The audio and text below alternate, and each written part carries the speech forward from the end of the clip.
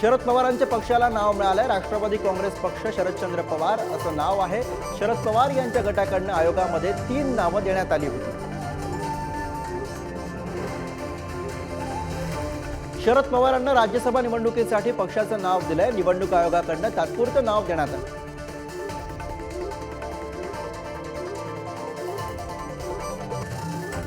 आपल्या वाघावर लपून काही जणांनी हल्ला केला आहे, मात्र जखमी वाघ जास्त घातक असतो, त्यामुळे सांभाळून राहा असा इशारा रोहित पवारांनी अजित पवार गटाला दिला।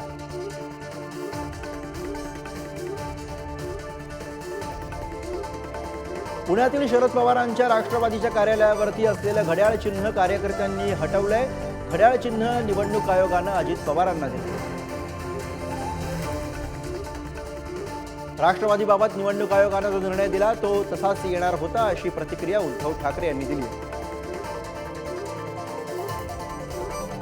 निवडणूक आयोगात फ्रॉड झालाय, लोकशाही आपल्या देशामध्ये आहे की नाही याचा प्रश्न आम्ही विचारतोय, आदित्य ठाकरेंनी निवडणूक आयोगाच्या प्रश्नावरती प्रतिक्रिया दिली।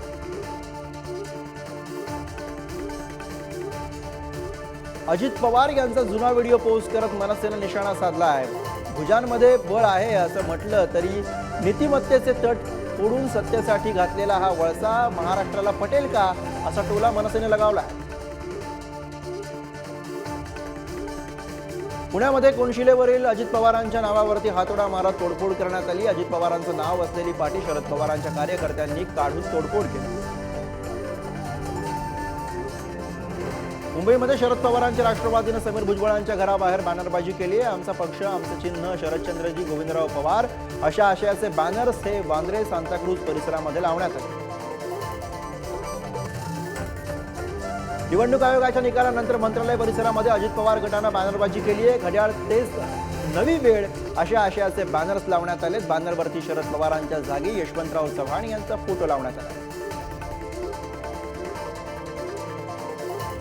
बेळगावमध्ये काँग्रेसचे नेते मल्लिकार्जुन खरगे यांनी भाजप कार्यकर्त्यांसमोर मोदींचा अवमान केला।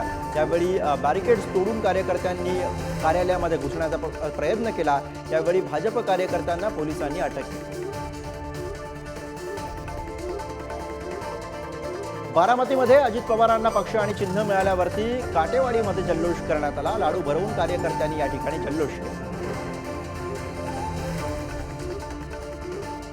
पिंपरी चिंचवडमध्ये निवडणूक आयोगाच्या निर्णयाविरोधात मुंडन आंदोलन करण्यात आलं। कार्यकर्त्यांनी हातात संविधान घेत लोकशाही राहिली की नाही असा प्रश्न उपस्थित केला।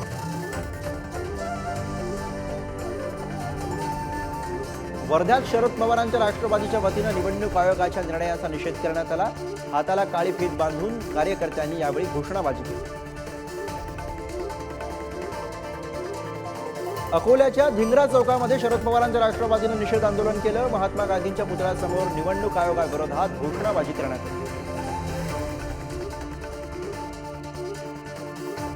अजित पवारांना राष्ट्रवादी पक्ष आणि चिन्ह मिळाल्यावरती बुलढाण्यामध्ये फटाके फोडून जल्लोष करण्यात आला।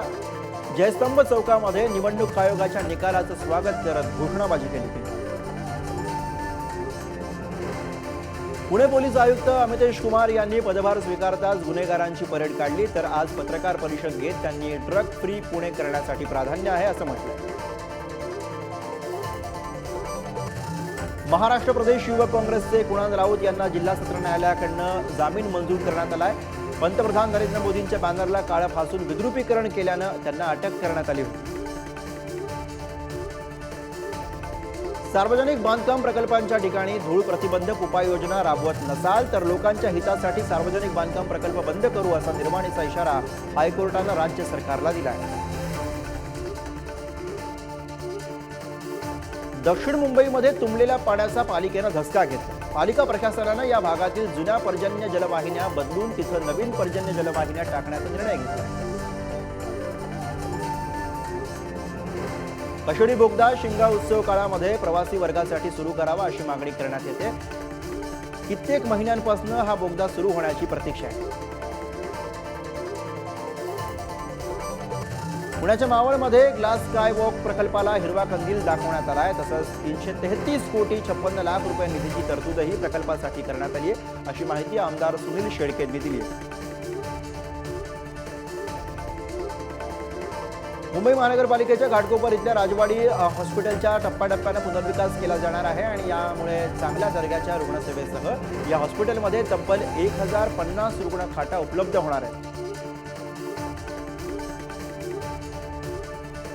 केंद्र सरकारच्या महत्वाकांक्षी प्रस्तावित पालघरमधल्या वाढवण मंदिराला अखेर हिरवा कंदील मिळाला. केंद्र सरकारच्या वाढवण मंदिराला महाराष्ट्र कोस्टल झोन मॅनेजमेंट अथॉरिटीकडून मंजुरी मिळाली. 1993 बॉम्बस्फोट खटल्यामधील आरोपी रुबिना मेमन यांना 7 दिवसांचा पॅरोल मंजूर करण्यात आला. मुलीच्या लग्नासाठी उच्च न्यायालयाकडून पॅरोल मंजूर करण्यात आला. भाजप नेत्या पंकजा मुंडे यांनी काल उपमुख्यमंत्री देवेंद्र फडणवीस यांची भेट घेतली. दोन्ही नेत्यांमध्ये सागर बंगल्यावरती अर्धा तास चर्चा झाल्याची माहिती आहे. विरोधी पक्षनेते अंबादास दानवे यांच्या जनता दरबाराचा टीजर समोर आलाय. उद्या दानवेंचा कोल्हापूर दौरा आहे आणि या दौऱ्यादरम्यान शासकीय विश्रामगृह इथल्या छत्रपती शाहू सभागृहामध्ये जनता दरबार पार पडेल. खासदार सुजय विखेंनी केंद्रीय गृहमंत्री अमित शहा यांची भेट घेतली. या भेटीमध्ये कांदा निर्यात बंदी उठवण्यासंदर्भात आणि शेतकऱ्यांचे प्रश्न मार्गी लावण्यासाठी गृहमंत्र्यांसोबत सकारात्मक चर्चा केल्याचं विखेंनी सांगितलं. नागपूरच्या कटोल इथं नगरपरिषदेच्या विकास कामांचा भूमिपूजन सोहळा होता आणि यावेळी भाजप नेते आशिष देशमुख यांच्या भाषणावरती आमदार अनिल देशमुख यांनी आक्षेप घेतला. दोन्ही कार्यकर्त्यांकडून घोषणाबाजी झाली. यावेळी फडणवीस मंचावर उपस्थित होते. कल्याणच्या भाजप कार्यकर्त्या विकी गणात्रा याला आमदार गोळीबार प्रकरणामध्ये अखेर अटक करण्यात आली आहे. विकी गणात्रा हा केंद्रीय मंत्री कपिल पाटील आणि आमदार गणपत गायकवाड यांचा निकटवर्तीय आणि खंदा समर्थक आहे. जळगावच्या 40 गावामध्ये भाजपच्या माजी नगरसेवकावरती गोळीबार करण्यात आला. माजी नगरसेवक महेंद्र उर्फ बाळू मोरे हे आपल्या कार्यालयामध्ये असताना अज्ञातांनी त्यांच्यावरती गोळीबार केलाय. मोरे यांची प्रकृती चिंताजनक असून त्यांना रुग्णालयामध्ये दाखल करण्यात आलं. ब्राह्मण समाजासाठी परशुराम आर्थिक विकास महामंडळ स्थापन करण्याचा प्रस्ताव सादर करण्यात आलाय. आर्थिकदृष्ट्या कमकुवत ब्राह्मण तरुणांना व्यावसायिक मदतीसाठी महामंडळ स्थापन करण्यात येणार आहे आणि या संदर्भात नागपुरात शिंदे आणि फडणवीसांची बैठक झाली होती. रविकांत दुबकरांच्या जामीन रद्द करण्याच्या अर्जावरती उर्वरित सुनावणी उद्या होणाऱ्या. दुबकरांना आंदोलनाच्या गुन्ह्यामध्ये मिळालेला जामीन रद्द करण्यासाठी पोलिसांनी न्यायालयात धाव घेतली. तुरुंगात गेलो तरी तुरुंगातनं निवडणूक लढवणार असं वक्तव्य तुपकरांनी केलं. शिवसंकल्प अभियानाअंतर्गत कोल्हापूर इथं होणारा शिंदेच्या शिवसेनेचं महाअधिवेशन पुन्हा एकदा पुढे ढकलण्यात आलंय. 16 आणि 17 फेब्रुवारीला अधिवेशन होणार होतं. अधिवेशनासह अयोध्या दौराही पुढे ढकलण्यात आला. उद्धव ठाकरे आज मातोश्रीवरती पूर्व विदर्भातील लोकसभा मतदारसंघांचा आढावा घेणार आहेत. पूर्व विदर्भामधील गडचिरोली, भंडारा, गोंदिया, नागपूर, रामटेक आणि चंद्रपूर या 6 लोकसभा मतदारसंघांचा आढावा घेतला जाणार आहे. युवासेना प्रमुख आदित्य ठाकरे उद्या कल्याण दौऱ्यावरती आहेत. कल्याण पूर्व इथल्या कोळसेवाडी शाखेला ते भेट देणार आहेत आणि यावेळी ते पदाधिकारी आणि कार्यकर्त्यांशी संवाद साधतील. राज ठाकरे हे उद्या कल्याण शहर दौऱ्यावरती आहेत. उद्या संध्याकाळी ते कल्याणमध्ये पोहोचणार असून 9 फेब्रुवारीला ते पदाधिकाऱ्यांची बैठक घेणार आहेत. कल्याणमधील गोळीबार आणि राजकीय घडामोडींच्या पार्श्वभूमीवरती राज ठाकरेंचा दौरा अतिशय महत्त्वाचा मानला जातोय. सूरज चव्हाण यांच्या न्यायालयीन कोठडीमध्ये पुन्हा एकदा वाढ करण्यात आली. चव्हाण यांना आणखी 14 दिवसांची न्यायालयीन कोठडी सुनावण्यात आली. कथित खिचडी घोटाळा प्रकरणामध्ये ईडीनं त्यांना अटक केली आहे. सूरज चव्हाण यांच्या केसमधील मालक मेंढे गटामध्ये असल्याचा आरोप आदित्य ठाकरे यांनी केलाय. सूरज चव्हाण सध्या न्यायालयीन कोठडीमध्ये आहे.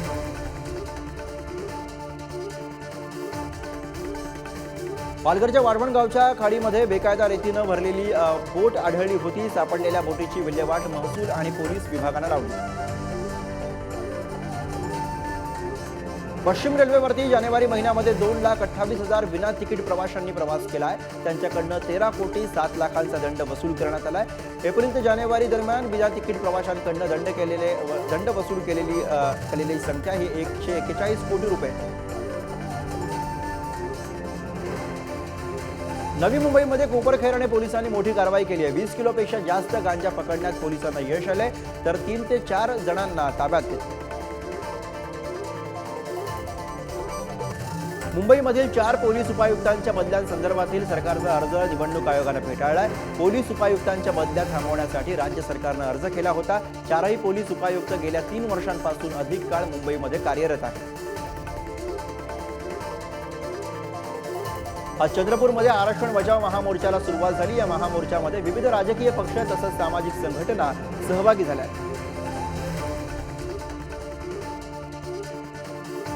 उद्धव ठाकरे यांच्या टीकेवरती सिंधुदुर्गातील भाजपचे कार्यकर्ते आक्रमक झाले. देवगड इथं भाजपच्या कार्यकर्त्यांनी भास्कर जाधवांच्या प्रतिकात्मक पुतळ्याला जोडे मारून पुतळा दहन केला. वर्ध्यामध्ये लोकशाही बचाव मोहिमेअंतर्गत ईव्हीएम मशीनचा विरोध करण्यात आला. यासाठी वर्धा शहरामध्ये मोर्चा काढण्यात आला. नाशिकच्या अजमेर सौदाणे इथल्या शाळेमधील मुख्याध्यापकांची बदली करण्यात आली. ही बदली रद्द करण्याच्या मागणीसाठी शाळेमधील विद्यार्थ्यांनी धरणं आंदोलन सुरू केलं. शेतकऱ्यांचं दूध अनुदान रद्द करणाऱ्या काँग्रेस सरकारच्या शेतकरी विरोधी धोरणाचा भाजपकडून निषेध करण्यात आला. भाजपनं बेळगाव डीसी कार्यालयासमोर मशीनसह निदर्शनं केली. अकोल्यामध्ये जिल्हा नियोजन अधिकाऱ्यांच्या कक्षामध्ये ठिय्या आंदोलन करण्यात आलं. जनसुविधेअंतर्गत अनेक कामांना मंजुरी मिळत नसल्यानं जिल्हा परिषद सदस्यांनी आक्रमक भूमिका घेतली. बुलढाण्यामध्ये शालेय पोषण आहार कर्मचाऱ्यांनी जिल्हाधिकारी कार्यालयासमोर धरणं आंदोलन केलं. शासन सेवेमध्ये सामावून वेतन श्रेणी लागू करण्याची मागणी त्यांनी केली. हिंगोलीच्या तळणी गावामध्ये 2 दिवसांपासून अंधार पसरलाय. त्यामुळे संतप्त गावकऱ्यांनी अधिकाऱ्यांना घेराव घालत जाब विचारला. गावातील विद्युत पुरवठा सुरळीत करण्याची मागणी गावकऱ्यांनी केली. हिंगोलीच्या पेडगाव वाडी शिवारामध्ये लावलेल्या लोखंडी तारांना स्पर्श होऊन एका युवकाचा मृत्यू झालाय. गजानन ठोंबरे असं या मृत झालेल्या तरुणाचं नाव. बेळगावच्या चिक्कोडी तालुक्यामधील अंकली गावामध्ये बांबूच्या दुकानाला शॉर्ट सर्किटमुळे आग लागली. आगीमध्ये 7 ते 8 घरं जळून खाक झाली. यामध्ये लाखो रुपयांचं नुकसान झाल्याचा अंदाज आहे. नाशिकच्या सातपूर परिसरामधील एका घरामध्ये चोरट्यांनी डल्ला मारला. घरातून तब्बल 19 तोळे सोनं आणि 2 लाख रुपये असा मुद्देमाल चोरण्यात आला. यवतमाळमध्ये पांढरकवडा इथं पैनगंगा नदीच्या पात्रातनं वाळूनं भरलेले टिप्पर घेऊन जात असल्याची माहिती पोलिसांना मिळाली. पोलिसांनी धाड टाकून 16,48,000चा मुद्देमाल जप्त केला. धुळे जिल्ह्यातल्या प्रत्येक पोलीस ठाण्यामध्ये गुन्हेगारांची परेड घेण्यात आली. जिल्ह्यातील 148 सराईत गुन्हेगारांनाही पोलीस ठाण्यामध्ये बोलावून तंबी देण्यात आली. धुळ्यामध्ये घराचं छत कोसळून झोपेमध्ये असलेल्या पितापुत्रांचा मातीच्या ढिगाऱ्याखाली दबल्यानं मृत्यू झाला. धुळे तालुक्यामधील वडणे गावातली घटना आहे. परभणीच्या सोन्ना गावामध्ये हरिनाम सप्ताहाचा प्रसाद खाल्ल्यानंतर 400 जणांना विषबाधा झाली. प्रसाद म्हणून भगर खाल्ल्यानंतर ही विषबाधा झाली. गडचिरोलीमधील मुख्य बाजारपेठ देसाईगंज इथल्या बस स्थानकाजवळ वाहतूक कोंडी होती आणि या मार्गावरील वाहतूक कोंडी सोडवण्याची मागणी नागरिक करतात.